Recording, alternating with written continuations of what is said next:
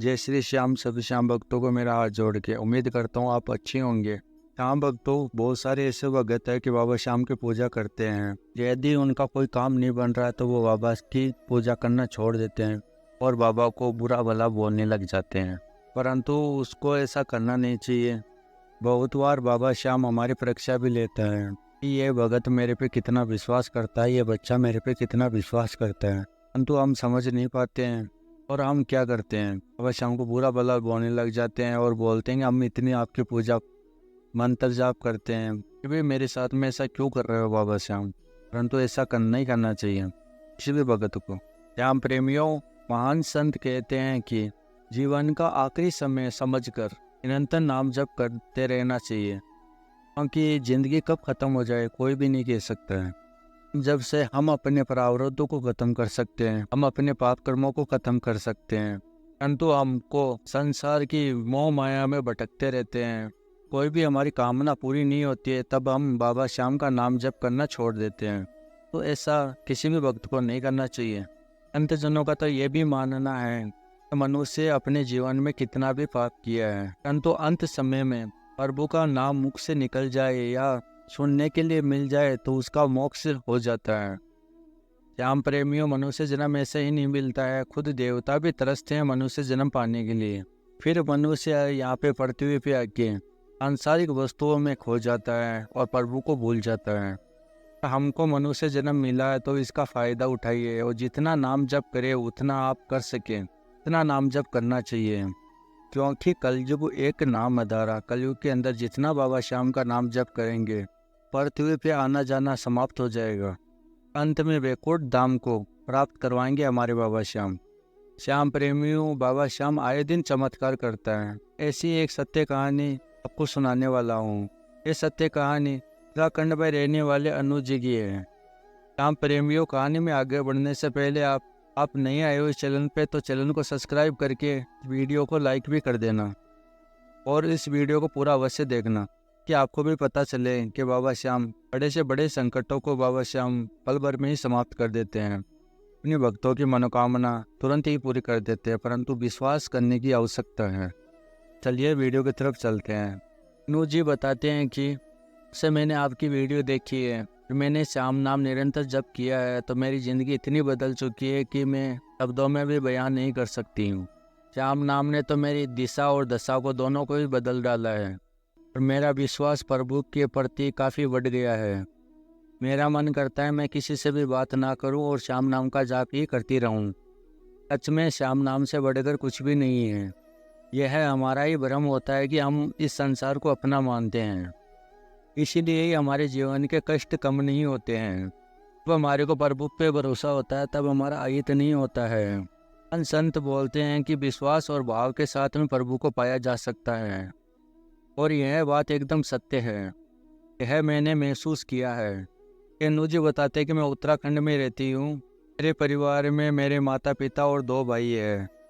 मैं सबसे छोटी हूँ। मेरे घर का माहौल भी काफ़ी सात्विक है और मेरे नाना भी काफ़ी सात्विक थे। वह निरंतर नाम जप किया करते थे। उनके गुरुजी गोवर्धन में रहा करते थे। उनसे ही मेरे मामा जी ने नाम दान लिया था। फिर मेरे मामा जी का भी नाम जप चलता रहता था। वह उपांश तरी से नाम जप किया करते रहते थे। घर में सात्विकता रहने के कारण हमारे घर में लहसुन प्याज का भी सेवन नहीं करते हैं। आगे अनुज जी बताते हैं कि मेरी मम्मी भी गीता और सुंदरकांड का पाठ करती है, श्याम चालीसा और श्याम बाबा की स्तुति करती है। हम तीनों भाई बहनों की गुरु हमारी मम्मी ही थी। उन्हीं से ही हमें आध्यात्मिक की शिक्षा मिली, जिसके कारण हमारा विश्वास काफ़ी बढ़ा हुआ है। जब प्रभु हमारे साथ में है तो हमारा कभी अहित नहीं हो सकता है। आगे अनुज जी बताते हैं कि जब मैं 20 वर्ष की थी तब मेरी शादी की बात करने जाते थे मेरे पिताजी। जब कुछ ना कुछ ऐसा हो जाता था कि शादी की बात बनते बनते रह जाती थी। मेरी साथ की लगभग सभी लड़कियों की शादी हो चुकी थी। दूसरा ये होता था कि मेरा कोई भी काम जल्दी नहीं बनता था, जिसका कारण मुझे समझ में नहीं आया और मैंने सोचा कि ये क्यों हो रहा है। समय गुजरता जा रहा था। एक बार सर्दियों की बात है, तब मैंने कहा कि हे प्रभु, मुझे कोई रास्ता दिखाओ, मुझे कुछ भी समझ में नहीं आ रहा था। प्रार्थना करते करते कब मेरी आंख लग गई मुझे पता भी नहीं चला।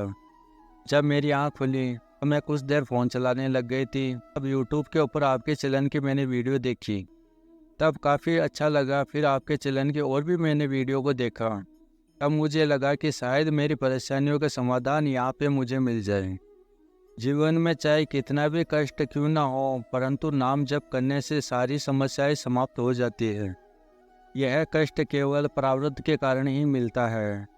जब तक हमारे प्रारब्धों के अंदर पाप कर्म रहेंगे, जब तक ही हमारे साथ में कष्ट रहेंगे, प्रारब्धों को ख़त्म करने का सिर्फ श्याम नाम से बढ़कर और कुछ भी नहीं है। और जितना नाम जप करोगे उतना ही फ़ायदा होगा। आगे अनु जी बताते कि जिसके बाद में मैंने श्याम नाम का जप शुरू कर दिया। चमत्कार था या क्या था, नाम जप करते ही बाबा श्याम की कृपा मेरे पे हो गई। मेरे पिताजी के एक मित्र आए, वो लगभग 5 वर्ष बाद में आए थे। मेरी मम्मी मामा जी के घर पे गई हुई थी। घर पर मैं और पापा जी ही थे। तब मैंने उनकी काफ़ी सेवा भी की थी और साथ ही मेरा नाम जप भी चलता रहता था, जिससे वह बहुत खुश हुए। पापा जी से बोला कि आपकी बेटी मुझे दे दो। तब मेरे पापा जी बोले, यह आपकी ही बेटी है, ले जाओ। उन्होंने बोला कि मेरा एक ही बेटा है जो डॉक्टर है, उसके लिए मैं आपकी बेटी का हाथ मांग रहा हूँ। मुझे कुछ भी नहीं चाहिए सिर्फ सिवाय आपकी बेटी के। जब मेरे पापा जी की आंखों से आंसू बहने लगे और जब मुझे पता चला, तब मैं बाबा श्याम के समक्ष काफ़ी देर तक रोती रही। ये बात सत्य है कि प्रभु सिर्फ भाव के भूखे हैं। प्रभु किस पे कब कृपा कर दे कोई कह नहीं सकता है। किसी पर तो कुछ ही घंटों में कृपा हो जाती है, किसी पर 1 हफ्ते में, किसी पर 1 महीने में। पूरे भाव से उनका नाम जप किया जाता है, उतनी शीघ्रता से ही उनकी कृपा मिल जाती है। बाबा श्याम को आपका कौन सा भाव पसंद आ जाए कोई नहीं कह सकता है। बस भाव को मजबूत रखो। फिर वह अपने परिवार के साथ में हमारे घर आए और उनके सारे परिवार को मैं पसंद आ गई। सारी बातें हो गई शादी की और हमारी सगाई कर दी गई उसी दिन। आगे अनु जी बताते हैं कि अब नवंबर में 2024 में मेरी शादी है। साथ ही मार्च महीने में मैं कई इंटरव्यू के लिए बाहर गई हुई थी और साथ में एक छोटा बैग था तो जिसमें मेरे डॉक्यूमेंट रखे हुए थे ज़रूरी। तब किसी ने वह चुरा लिया था। तब मैं वहीं पे बैठ के रोने लगी। जब मैं रोते हुए बाबा श्याम से प्रार्थना करने लगी कि बिना डॉक्यूमेंट के मुझे कौन नौकरी देगा, मैं वहाँ पे बैठी हुए बहुत देर तक रोती रही। बाबा श्याम कितने दयालु है जिसकी कोई सीमा नहीं है। मैं वहाँ पे काफ़ी देर तक बैठी रही और प्रार्थना करती रही बाबा श्याम से। लगभग 1 घंटे के बाद में कब बूढ़े व्यक्ति आए और मुझे बोले कि बेटा तुम रोना बंद कर दो, और बोला कि लो अपना बैग। जब मैंने देखा तो वह मेरा ही बैग था। वह अंकल जी मुस्कुराते हुए चले गए। फिर मैं उनके पीछे गई तो वह मुझे कहीं पे भी नहीं मिले। अब मैं सोचने लगी कि उन अंकल जी को कैसे पता चला कि मेरा बैग खो गया है। कुछ समय बाद में पता चला कि यह तो कोई नहीं, सिर्फ मेरे बाबा श्याम ही थे जिनको मैं पुकार रही थी। वह केवल मेरे पे कृपा करने के लिए आए थे। मैं सोचकर बहुत देर तक रोती रही। मेरे आंसू थमने का नाम ही नहीं ले रहे थे। उनके अलावा ही बाबा श्याम ने मेरे पे बहुत कृपा की है। एक बात तो एकदम सत्य है कि बाबा श्याम तो सिर्फ भाव के भूखे हैं। आगे अनु जी बताते कि ये सारी बात मैंने अपनी मम्मी को बताई तो मम्मी ने बोला कि यह तो सिर्फ बाबा श्याम की ही कृपा का ही फल है। सब कुछ आपके भाव और विश्वास के ऊपर निर्भर करता है। निरंतर नाम जप करते रहे, बाबा श्याम की कृपा तो आपके ऊपर होकर रहेगी और आपके बिगड़े हुए कार्य अवश्य बनेंगे बाबा श्याम की कृपा से। इसमें कोई संशय नहीं है। वह तो बड़े ही कृपालु है, वह तो बड़े ही दयालु है। देरी हमारी तरफ से ही होती है, प्रभु की तरफ से कोई देरी नहीं होती है। जो श्याम प्रेमी सच्चे मन से बाबा श्याम को पुकार देता है तो बाबा श्याम खुद दौड़ा चला आता है। तो श्याम प्रेमियों, आज की जो सत्य कहानी आपको पसंद आई है तो वीडियो को लाइक करके, और अगर आप नहीं आए हो इस चैनल पे तो चैनल को सब्सक्राइब करके और भी श्याम भक्तों के साथ में शेयर करना। मिलते हैं अगली वीडियो में, तब तक के लिए बाबा श्याम की कृपा आपके ऊपर हमेशा के लिए